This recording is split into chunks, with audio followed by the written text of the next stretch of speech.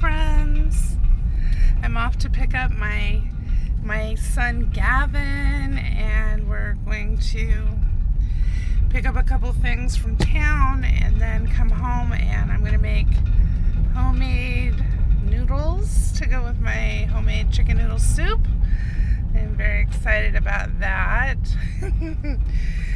I was listening to Edward Art Supply Hands, where it talks about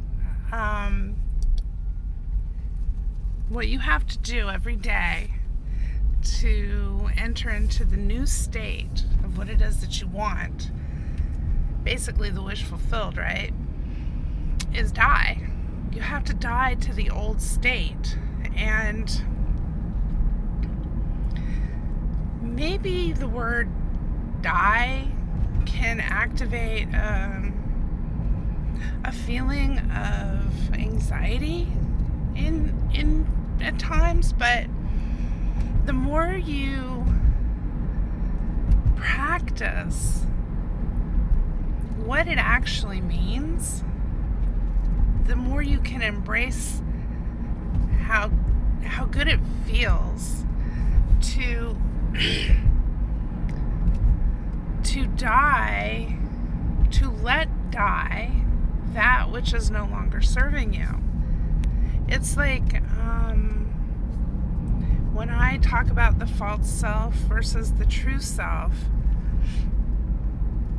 it's really the way that you are able to access the feeling, because you can't carry the false self into the unseen world with you. Not unless you want everything that comes with the false self to be projected into your outer world and experienced. And I think that most of us are in agreement that we've had enough of that craziness. It's not really what we're looking for. It's not really what we're wanting to experience.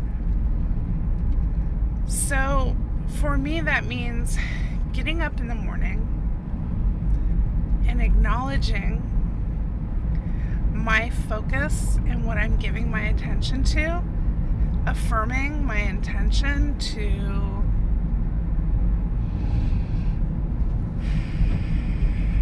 appreciate my alignment with my inner beingness. Because it's my inner beingness that is the bigger part of me that I want to be joined with. I want to interact with. I want to live in a harmonious, cooperative way with my inner beingness. And then that's what shows up in my outer world. So I was thinking a little bit about how does one go about dying to the old state.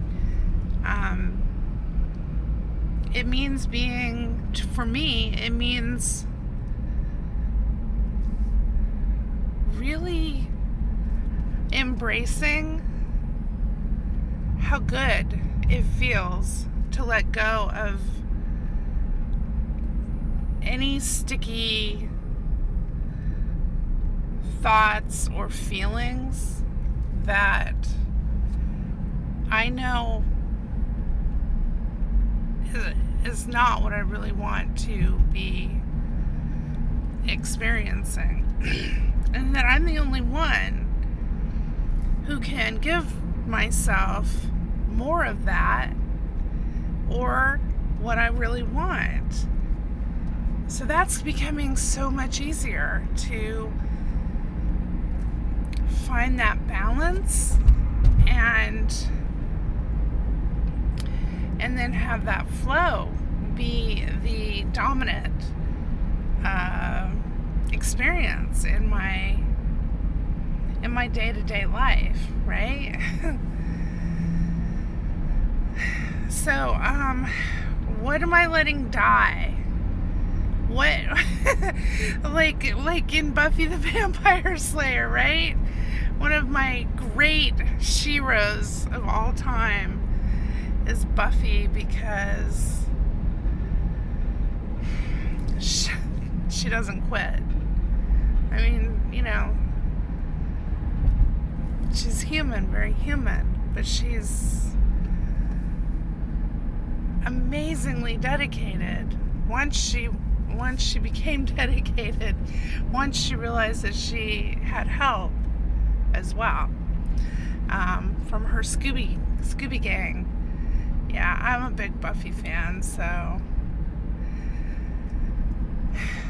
you gotta stake those states that no longer serve you. You just gotta stab them in the heart and let them die. So if you have an identity built up around any of those beliefs from old states that don't serve you, kill them. Let them die. Let them die so that you're not dragging them around with you, muddying up your beautiful present moment and what you really want to experience. I mean, there's all different kinds of ways you could visualize it. You could stab a thought, I guess, a state of beingness, a state of being in the heart, if it's connected to the false self. Or you could, one that I kind of thought about it last night, and that is seeing myself meeting my inner beingness in a beautiful space, maybe, like a field of flowers or by a stream or whatever feels good to you, and embracing with this bigger part of me that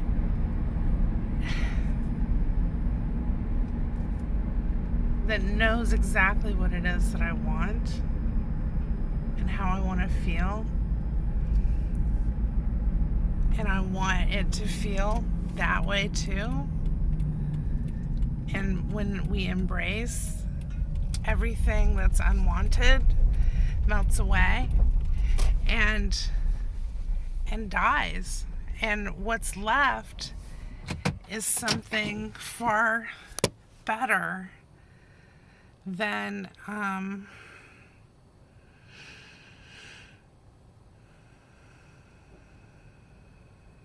the stress and struggle and worry that the false self is continually trying to bring to the present moment.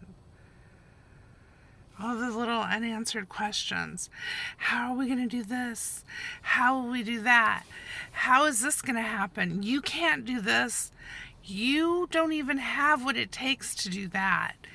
Money, time, smarts, like all the things. Those are the things that have to die for you to be reborn in the kingdom, for you to enter into the new state, right? The state of beingness where your light can shine in ways that are new and different and wonderful. So I hope I didn't meander too much with this video, but I'm enjoying sharing and just putting out, just talking with you, and thinking over things in my own mind of how I can, make this fun and enjoyable a process as much as possible, because the more fun I have with it, it feels like it builds the momentum easier and easier. And I can honestly say, once I really committed myself, just in the full entirety of my being, to doing this, feeling happy and feeling really exuberant has become easier than ever. It's, you know, most people have trained, or I shouldn't say most people, but there are times when it feels so easy to be negative and to see things that you don't want to see that are unwanted, and then having a reaction to those things that directly affect your mood. But once I made my mood my number one priority, it's been incredibly easy for me to shift into how it is that I want to feel at any given moment. It doesn't matter what's going on outside of me. And if I'm not even paying attention and I'm like, like, how can I build up, how can I whip up a little momentum of juicy, good feeling feels? All it takes is just that split second of what I want and giving that to myself and just being like, I have nothing else to do really except choose how I want to feel. And when I do that, I know that I'm giving that immediately to my inner beingness. And something that I remember in one of the videos of Edward Art is it saying, your inner being, your inner self is hungry for feeling and change, because it doesn't want to do the programming of the false self. That's old news, and it's it wants to do something new and it wants to feel good, and I'm on board with that. I'm like the activities for like a like a cruise ship. I'm the activities director, and we're gonna have fun, damn it. I have a array of options to choose from as far as things to do, and even if they're in the moment I don't need to do anything activity wise, I can still feel good because I can slip into my imaginal space and I can give myself anything I want. Do I want to go to the moon and walk around or jump around? I can do that. Do I want to fly and go see places? I can do that. I will pour over recipes on Pinterest like nobody's business, because right now I'm just completely obsessed with making pasties, right? And so when I get home today, I'm making apple filling for pasties that because I made samosas yesterday for the first time and I nailed that. I mean, I hit that out of the park. I am so excited, and if you have never used an air fryer before, holy cow, that is a brilliant invention. I don't know who made it, but I love that person. And I cannot recommend that enough. An air fryer is an exquisite piece of equipment. And yeah, I live off grid, but I have a generator to hook up electric things. So my appliances and stuff I can use that for. But yeah, I mean, I find a lot of happiness in food and just finding things to do.